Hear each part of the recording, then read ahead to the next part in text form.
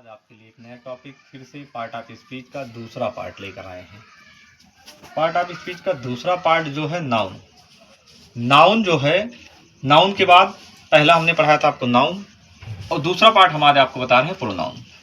Pronoun की जो definition है वो है the word which is used, the word which is used in place of noun. मतलब नाउन मतलब संज्ञा, इन प्लेस लिखा हुआ है, इन प्लेस मतलब संज्ञा। नाउन का मतलब क्या है भाई? संज्ञा।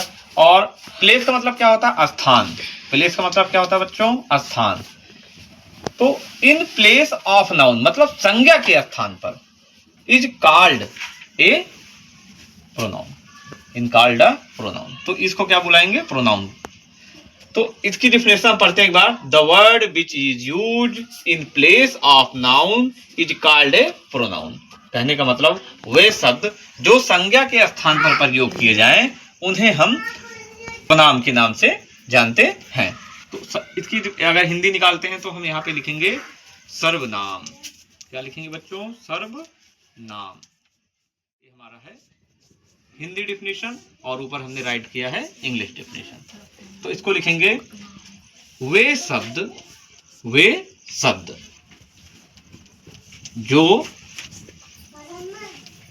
संज्ञा के स्थान पर, संज्ञा के स्थान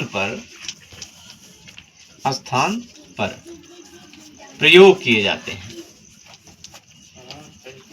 प्रयोग किए जाते हैं, उन्हें सर्वनाम कहते हैं, सर्वनाम कहते हैं। तो वे शब्द जो संज्ञा के स्थान पर प्रयोग किए जाएं उन्हें सर्वनाम कहते हैं।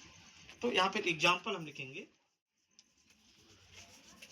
एग्जाम्पल के तौर पर या उदाहरण के तौर पर, जैसे ही माने वाह, दे माने वे। हम किसी का नाम नहीं लेकर के, अगर नाम ना लेना चाहें तो उस व्यक्ति को वह, उसकी, उसने इस तरह से अगर संबोधित करते हैं तो वो जो है सर्वनाम के अंतर्गत करते हैं। दे, यू, बी, एक्सेट्रा मतलब ETC।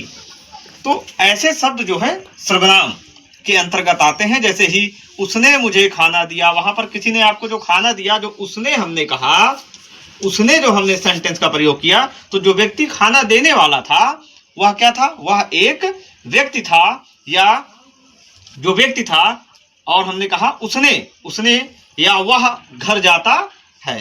तो वह शब्द जो जा रहा है, तो कोई जो जा रहा है उसका कोई ना कोई नाम होगा।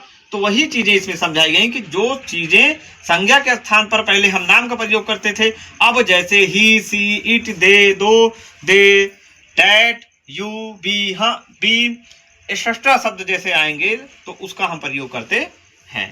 Thanks for watching my video.